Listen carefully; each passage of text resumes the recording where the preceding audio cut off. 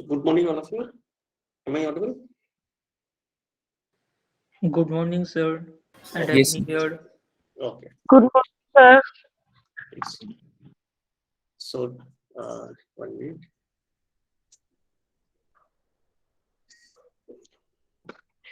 So in our last class, we have already discussed the things that is the number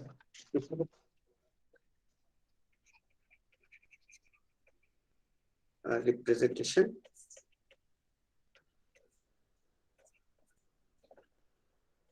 So there are two things. One is how do we represent an integer? Let me get some. So there are integers and there are a real or float. And then we also have a representation of signed number.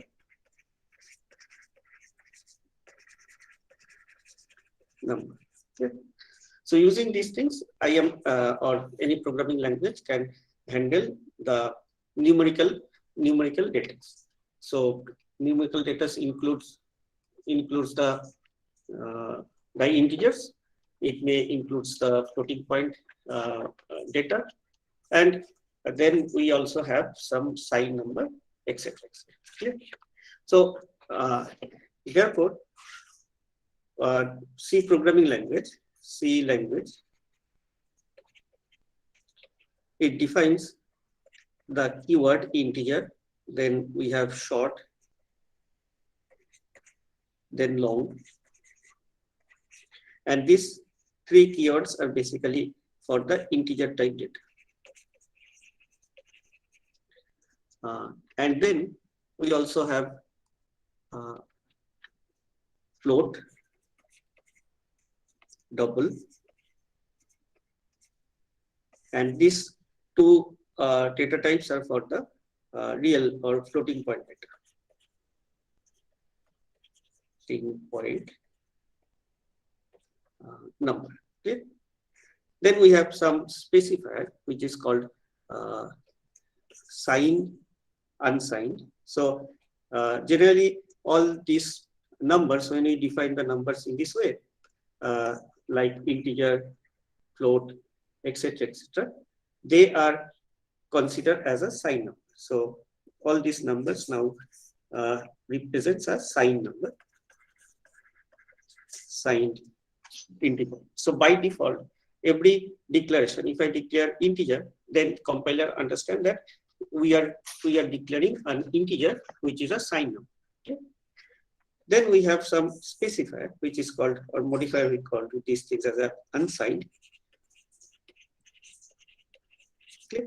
So if I declare a variable as unsigned, let me write it in this way. Unsigned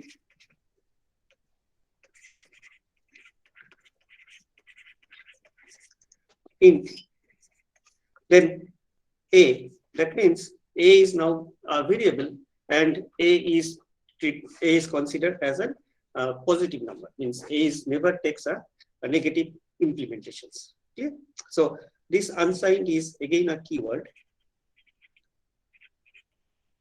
and when we prefix unsigned with any type of data type like integer, short, long, float, etc., then the number becomes a unsigned number or positive number. So what is the difference between the two? If we take simple for the integer case, say for integer,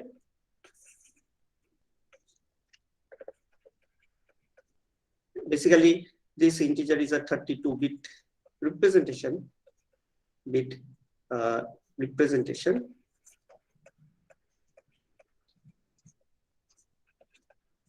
Clear? So what is the value? What is the range of integer? It runs up to 2 to the power, say it runs up to 2 to the power 31, sorry, minus 2 to the power 31 to 0 and then 2 to the power 31 minus 1. So that is the range of integer. So if I declare an integer, your computer or the C compiler will handle the data which is the lowest value is minus 2 to the power 31 and the largest value is 2 to the power 31 minus 1. Okay? Otherwise, if we declare these things as unsigned integer, then again it is a Sir, one thing, sir, but integer is 16-bit representation, na? Because 4 bytes, so 16 bits. no integer.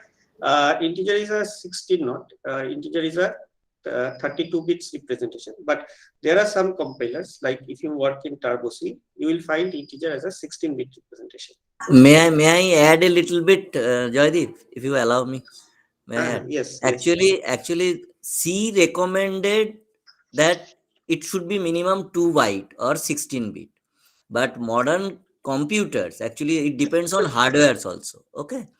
Now, modern hardwares, actually, memory technology has got improved a lot and become low cost. So now, almost in all machines, you will find integer is represented using 4 byte or 32 bit. Okay, so in some book you may find in C it is written that 2 byte for integer.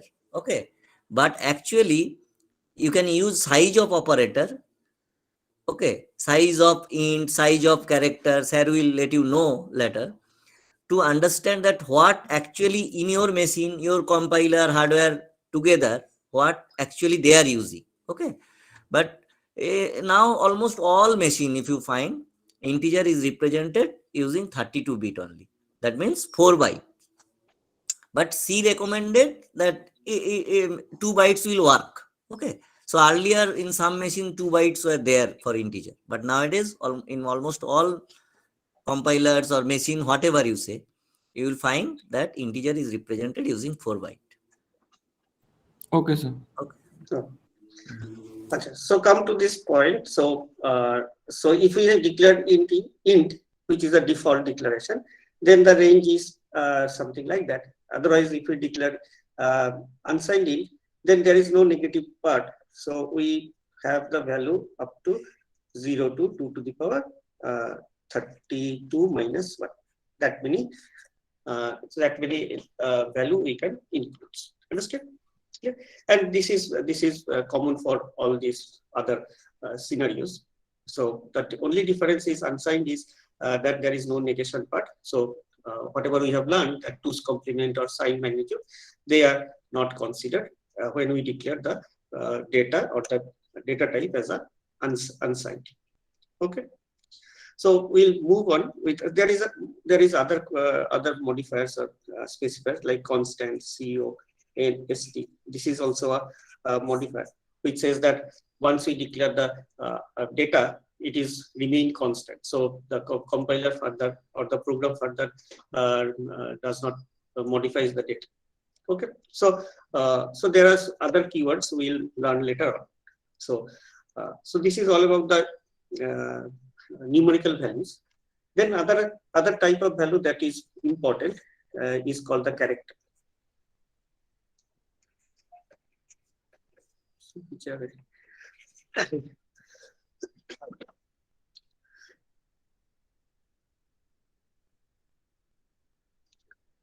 Characters. Clear? So characters are basically is another type of data, and it is declared with the keyword CHAR. Clear? And when we declare CHAR as or char as a data type followed by a variable A, then A is considered as a character. So A will not work as an integer type of element. Okay? And by default, the size of character is only 8 bits.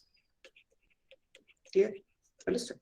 So whenever I am writing anything, whenever I am typing on my keyboard, what we are feeding to the machine, we are basically feeding a character to the machine. Like if I write a C program, main, yeah, etc., etc., etc. Then every time I press a M, then I am feeding a character to the machine. Clear? And then again a character is fed to the machine. Clear? So there is a different representation for the character, and this representation is considered as the ASCII code.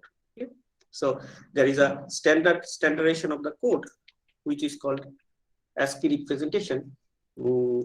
So ASCII representation is basically is a 8-bit representation. So the maximum character that can be represented using ASCII is 2 to the power 8. So I can ASCII is an 8-bit representation. Okay, and so the character which can be encoded is starting from 0000 to 1111 and 1111, and there are 2 to the power 8. That means 256 characters I can encode using this ASCII encoding technique. Okay, so this is the full or abbreviated of ASCII. ASCII stands for American Standard Code of Information Exchange. So that was a standard. So every machine in the world, or every hardware, software, whatever we are talking about, they are basically using a ASCII representation of the code. Understand? So what does this representation stands? This representation is basically stands for in this type of language. So if we go for some another vocabularies or another alphabet set, then there is it may not work in that way. Yeah. So if we have a keyboard, then we find that there are different types of keys which runs from small a to capital A, small a to small z, capital A to capital Z. Then there are some symbols, there are some numbers, and then every key is basically having a particular code, and this code is called the ASCII code. And if we look into this, where we have, let me just, yes, and this is basically a chart which says that the ASCII code of the representation. So if we have a null, so null stands for 00 code, means if we so this is basically the null. So there is nothing we are putting into the computer. So the 000000, this stands for the null. Okay. Then at the left hand side, these are basically the control symbols here. So we don't have some printable symbols in this case. Before we go to, let me just explain. So in your keyboard, we are having some symbols which are called printable. Like if I type this one, or if I type 1, or if I type these symbols, then they are basically called the printable characters. Okay. Then there are some non-printable characters also. Like if we press a backslash, say black slash, or there are del key. So they are non-printable characters. And there are some control characters. Like if we press a shift, then control, or caps lock, etc., etc. They are basically tab. They are basically tab is not a control character. So shift, control, them function keys are there. Say F1, F2. They are basically the function keys, or they are basically control characters. So characters are basically in your keyboard. Characters are divided into three categories. One is the printable, another is the non-printable, and another is the controls. Okay, and then all these things are fitted into a 8-bit character representation, which is called the ASCII. So at the left hand side in this table, we'll find that they are basically up to 0 to 31, means the first 32 representations are not printable. They are the control symbols, and rest of these things are the printable symbols. Okay. So I have space, I have ampersand. So this is exclamatory, then this is quote, hash, etc. So every character is having a particular code. So if we take a 0, then its decimal code is 48. Okay? Or if we take an octal code, then it is 060. Okay? Similarly, if we take a capital A, then its decimal value is 64. Okay. Then we can take it into binary. We'll get the particular code of these things. Okay. So characters are in this way. Characters are defined in the programming language. So basically, C programming language defines the character A. Then in the inline things, it reserves for 8 bits, and they are interpreted or they are represented using the ASCII. Okay. Yeah.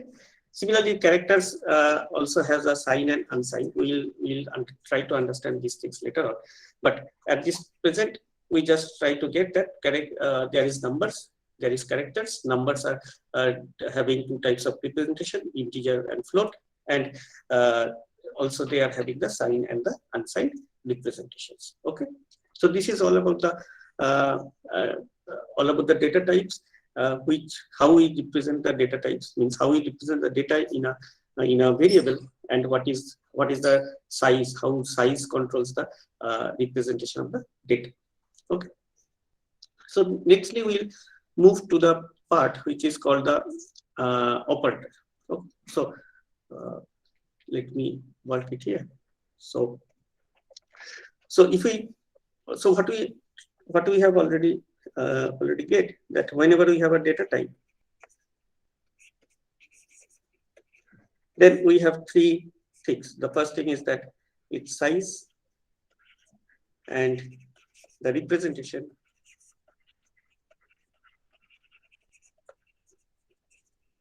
okay. Then we have some set of operator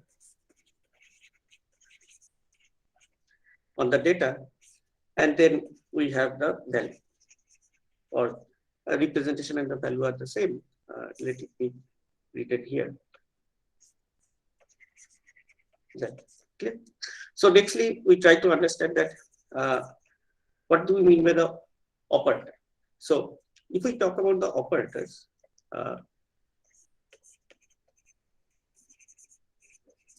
then operators are classified into different. The first thing is that it may be an unary operator,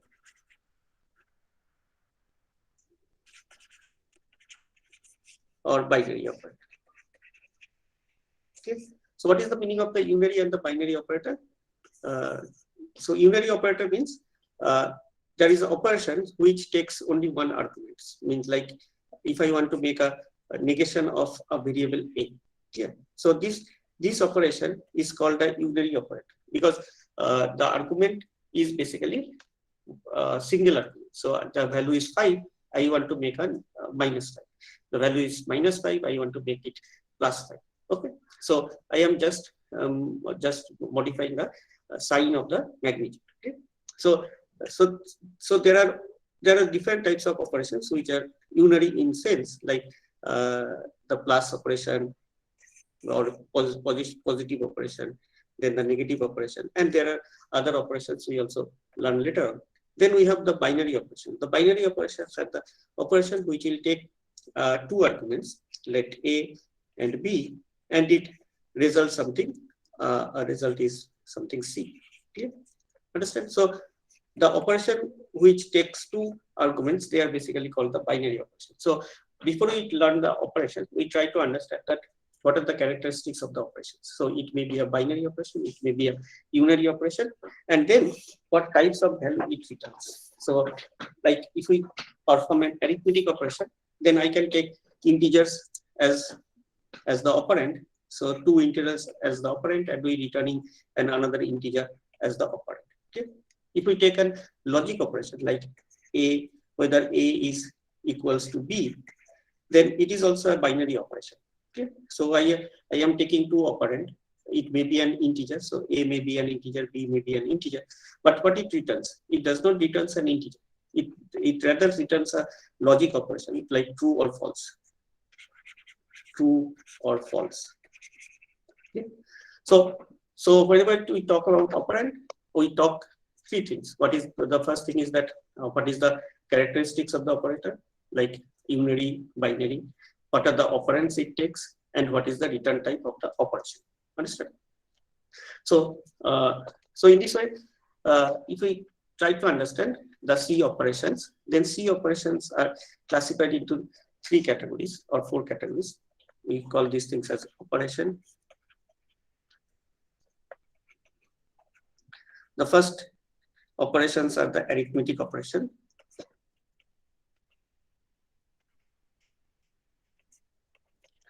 Then we have condition operations. Then we have logic operation. And we have assignment operation. Operations. Clear? Now let me show you this chart. Where is that?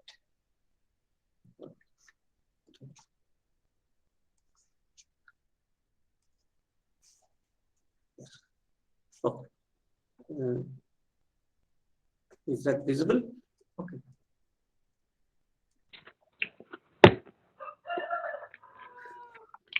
Okay. So, so now this is at the left hand side of this chart. We'll find that what are the operations. The operations are classified into 3 categories. The first one is the arithmetic operations, and then the arithmetic operations are having different types of precedence. Let me first try to explain. The first one is the positive and the negative side. Somebody, you mute. Who is this? All of you mute your mic. Okay. So the left hand side of the column, it shows that the operations are arithmetic. So there are two. There are the first arithmetic operations are the positive and the negative side. So it is an unary operation. Okay. Then we have increment operation, plus and minus. We'll learn later on. Then we have multiplication, division, modulo operation. So all these operations are the arithmetic operations. Then we have addition, subtraction, etc. Then we have conditional operations. The conditional operations are basically checking the conditions, whether this stands for the double equals to stands for the equal to operation. So whether A is equals to B. Okay? Then less than, greater than, and not equals to, less than equals to, greater than equals to. So these are all the conditional operations. Okay? And this conditional operation takes 2 operand and it returns a true or false. Okay? Then we have the logic operation. The logic operation rather works on differently. So it does not take the operand as normally. So logic operations, what it takes some true false, say true and false. So it will return a false. Okay?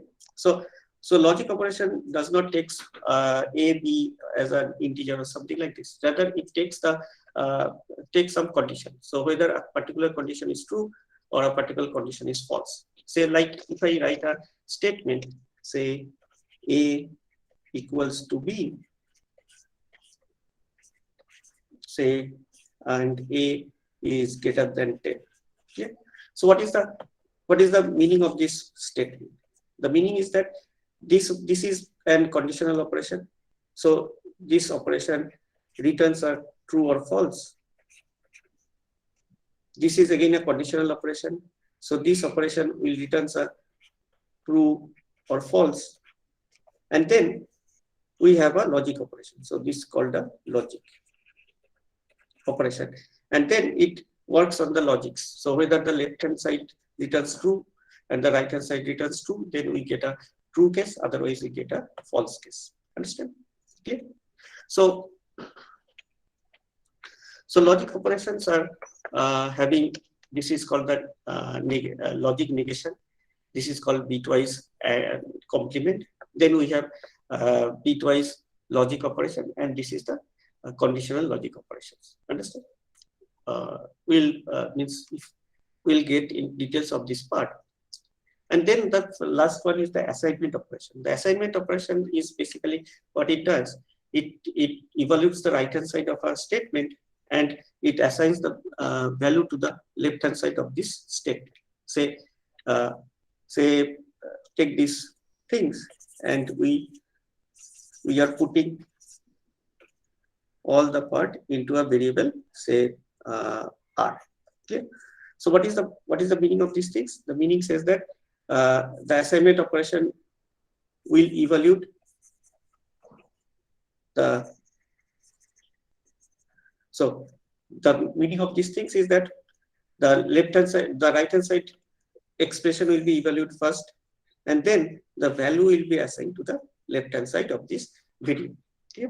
So so equals to stands for the assignment operation. So we do not call these things as equals, rather we call these things as a assign. Okay. This one rather called as a equals to operation, and this one is called as a assignment operation. Okay. And so there are another types of assignment operation which includes the increment and assign, then decrement and assign, etc. Okay. So basically, the left-hand side of this, the left side column basically classifies the operations into 4 categories. Okay? And then the middle part gives a brief descriptions of the operations. Then what is the right part says? The right part says that every operations are having a particular precedence. So what do you mean by the precedence? Say if I write a expression, let me write a expression.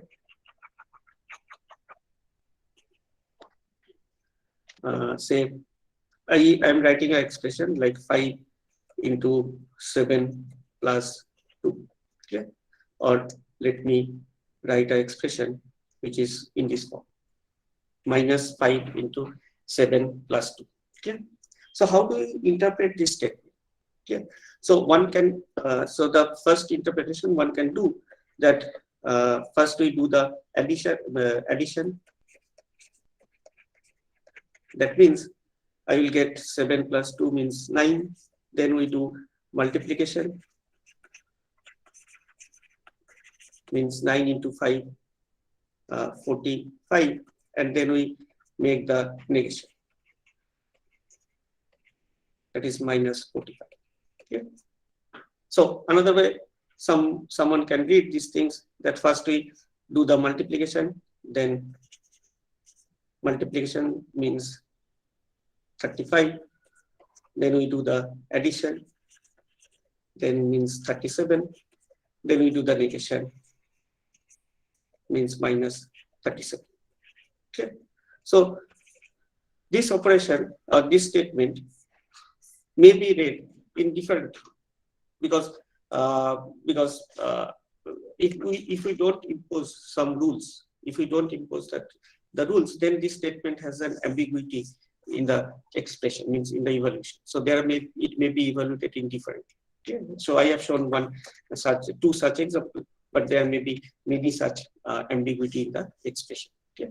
So so in the mathematics, if we have this type of statement, then there is a precedence which is associated with the operation. So every operation is having a precedence over the another operations, or it may have the same precedence over the other operations. So in this case, what is the precedence? The precedence is that what is the highest precedence of this operation?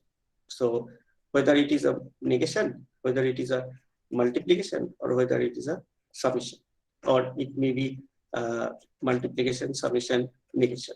Okay. So if the precedence is arranged, if there is a rule which will govern you to identify that which operation is having the highest precedence, then this operation will be executed first. Then the next precedent operation will be executed and following on. Okay. So generally the highest precedence operation is the negation. Okay. So I will execute the negation, means unary operation first, then the multiplication. So we will do the multiplication, and finally the addition. Okay. So we have to perform the addition. So the correct sequence of evaluating these things is we have to first get the minus 5, means its value, then we multiply it with 7, so it will get minus 30, 5, and then we add a 2, so it will get 33. Understand? Clear? So the other two operations, all they are not correct. So if we follow the precedence rules, then this will be the sequence of operations. Okay? Understand? In fact, this operation is, if we put some parentheses, then this operation is something like this. Okay? So, so there is the inner present parenthesis will be executed first, then the second, and finally the addition. Okay. So C programming language also have defined the precedence. So the highest precedence is number 1 is the highest precedence, and number 11 is the lowest precedence. So if I have an expression which will which contains different types of operations, it may contains a arithmetic, it may contains logic, even it may be amalgamation of arithmetic and the logic. Then how the compiler or how anybody, a human being or the compiler, will unambiguously parse or unambiguously evaluate the statement or the expression, and that is basically the precedence rules. So it says that the unary operations are having the highest precedence, then the increment of the decrement operations, and followed by the multiplication, division, and the modulo operation, and the third precedence is basically the addition and the subtraction operation. That we understand. So precedence 2 and 3 is very common to us, and then precedence 1 is also common to us. If we want to do some negation, we have to perform these things at the first. Yeah. And in this sequence, all the precedents are stated. So we have the conditional operations are always having the lower precedence over the arithmetics. Okay. So if we have some conditional operation with the arithmetic, simply taking the example, say whether if I write say A plus B, whether this is greater than 10. Yeah. So it does not mean that we first check the condition, then we add these things with A. Rather, we perform the addition first, and then we check the condition. Okay, understand? So this one is arithmetic, and this one is logic or condition. Sorry, this is not logic. This is condition. Okay, get it? So you understand what do you mean by the precedence? Precedence is basically governs me, or it instructs me that which operation has to be evaluated before the other. Okay. And finally, the assignment operation is having the lowest precedence, because it says that everything at the right hand side has to be evaluated, and then the value will be assigned to the left hand side. So there is no way that you assign the value to the left hand side and then use this. Simply, one example is something like this. If you are writing, say, A equals to A plus 2, okay, then what is the meaning of this? Say A is having the value of 5. Okay, then what is the meaning of this statement? So it is basically a reusing of the variables. I am writing a statement where I am reusing the same variables. Okay, understand? So what will be the meaning of these things?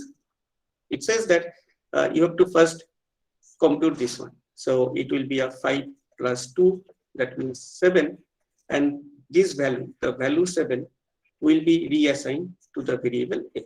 So after these things, A will take the value of 7. Okay, understand? Yeah.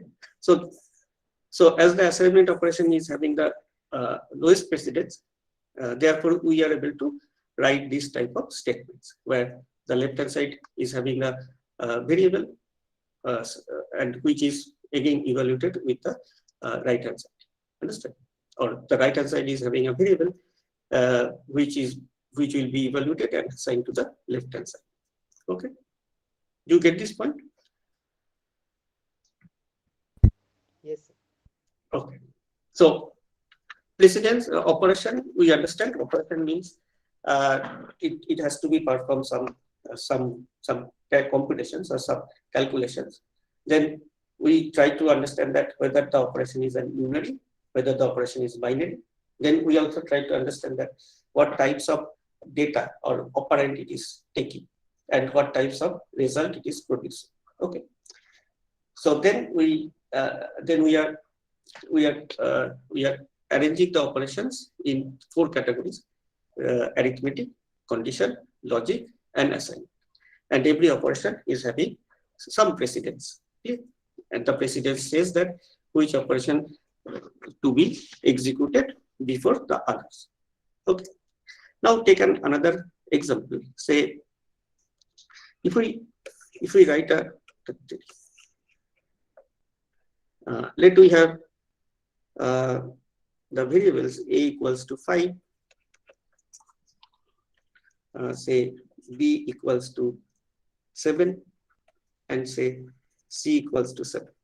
Okay, and we have written a expression. Result is a divided by b into 7. So the meaning is that there are 2 operations we are using. One is division and another is multiplication. Okay, so all these things are integer.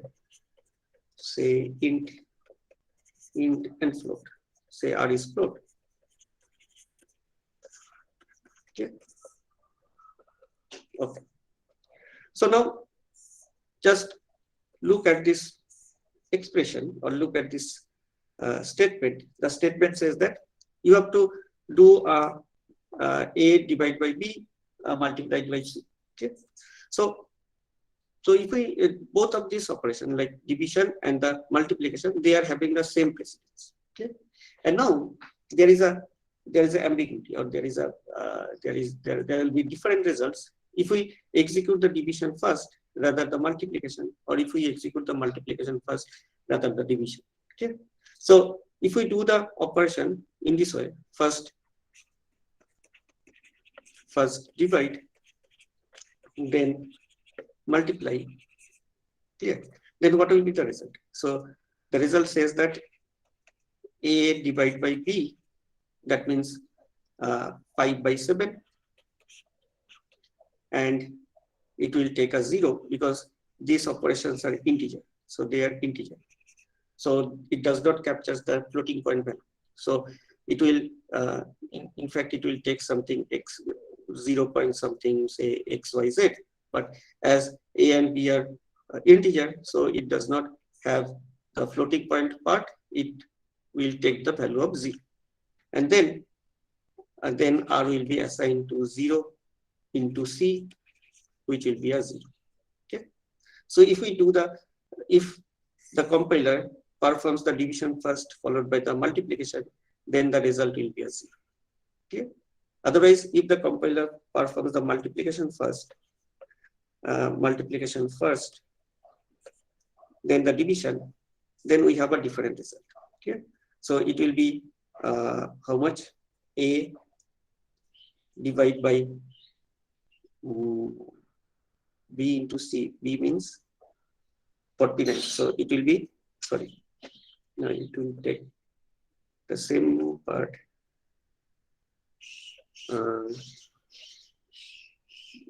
B into c. It will perform b into c.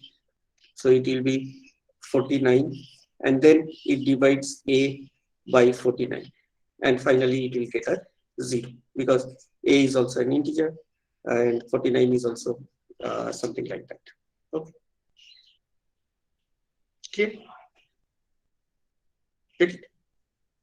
So what is the another representation? If I write these things a into c divided by b, okay, then what will be the part? The part will be different. So it will first multiply.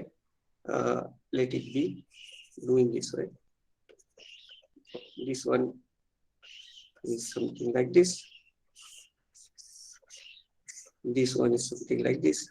Say r it will first multiply it. So it will be multiplied into 5 into 7, 35.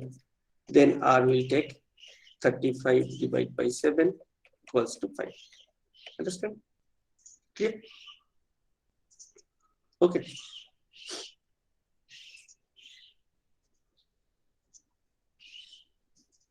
So it does multiply, then division. Okay. Understand? So the meaning is that if there is an expression where the operands are having the same precedence, yeah, then there will be ambiguity when we execute the operations in different. Okay. So apart from precedence, there is another characteristics which is called the association. Okay. So we'll talk about the association. Okay. So association says that if I have an expression like A into B divided by C, where the operations are having the same precedence, they are having the precedence of say 1 or 2. Yeah. Then which operation will be executed first? Yeah. So the associations are two-way. It may be from left to right,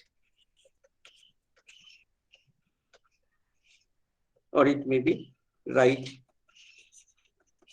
to left. Okay. Clear? So basically arithmetic operation, they are having the association from left to right. Okay. So in this operation, it says that the leftmost operation, with the first consider that the operations are having the same precedence. Okay. So they are having the same precedence, and then the association says that they will be executed from left to right. So in this case, the first the multiplication will be executed, and then the division will be executed. Understand? So show me another example. Say A plus B into C plus D, say divide by X. Okay. So, or maybe this way. Okay. So what are the operations? So they are having the same precedence. Okay. And these are having another precedence. Okay. So in this case, which operation will be executed first? So this one will be executed first, then this one will be executed. Then we have a addition. Again, addition and the subtraction is having the left to right precedence. So then we will be executing the addition, and then finally we'll be executing the subtraction. Okay. Get it?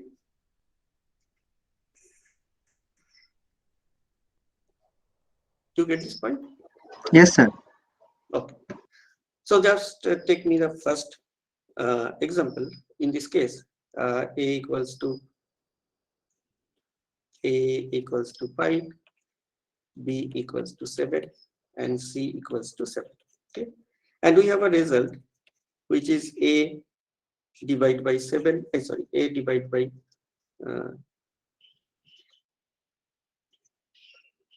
B into C.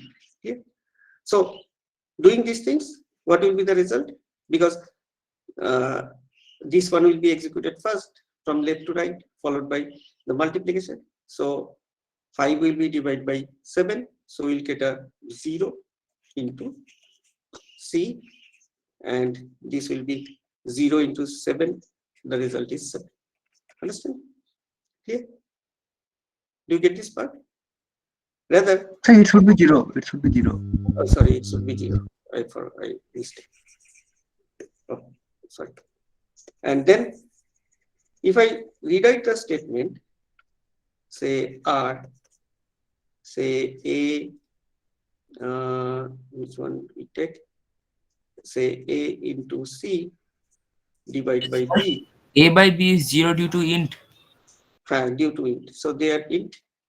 So their results goes to 0. Understand? And Otherwise, if we do this, if we rewrite the statement in this way, then it will be 5 into 7. That means 35. Sir, what if we write B by A into E? B by A into C. E. E. let's- Yeah. Okay, let me do this thing. Then it will be a 7 instead of a 0. Okay. And if we write, sorry, if we write, what is the another part? B by A A into C. into C. So in this case, the result, this result will be give me a 1. Understand? Because 7 by 5, we have a quotient of 1, and there may be some remainder here. So remainder goes to 0 part, the decimal part is discarded, the result is 1 into 7. So this will give me a 7. Understand? Clear? So making the expression as unambiguous means when I write an expression, so I have thinking, I have thought something. Okay. So writing these things in mathematics is almost equal. Means writing the two statement in mathematics is almost equal. Okay. But when I am writing a program, I have to think what is the precedence. At the same time, I have to think what is the association. Okay. And association says me if we have same precedence, then which operation has to be performed before the other. Precedence says me if we have different operations with different level of precedence or different level of executions, then which one will be executed before the others. Okay. Understand? So. Yes, sir. Okay. And this table also contains the some list of keywords, and already have mentioned that there are keywords which is float, integer, float, long, etc., etc. So constant and static that will be discussed later on. Then we have also keywords which starts the iterative blocks or the conditional blocks or the branching. So they are for, if, else, etc., etc. Break, returns. And these are the special keywords which defines a particular function. So main is the function, then include, hash include, you already use these things. Hash define will not discuss yet. Structure, they are not discussed yet. Okay?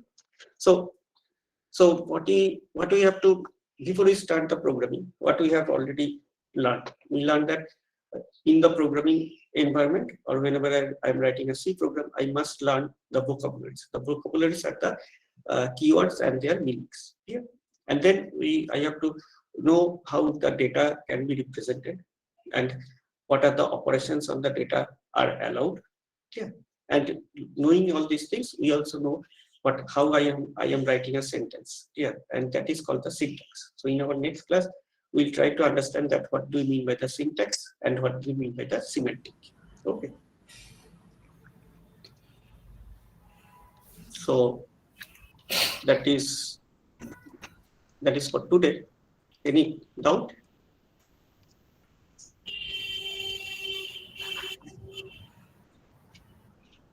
No, sir. Okay. Okay, so let me conclude the class for today. And last class I have not upload the video yet, so I'll do these things by today. Okay, and there will be an assignment that will also be uploaded. Sir, I have a question about Moodle. Sir, after opening the Moodle account, am I supposed to get the courses directly in the course section, or do I need to do anything else? No, you have to search the course. You have to search the course. You go to the. For the part. Let me log in. I'll show you.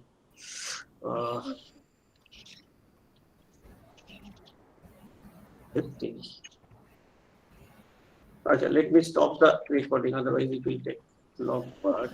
Okay, yes, sir.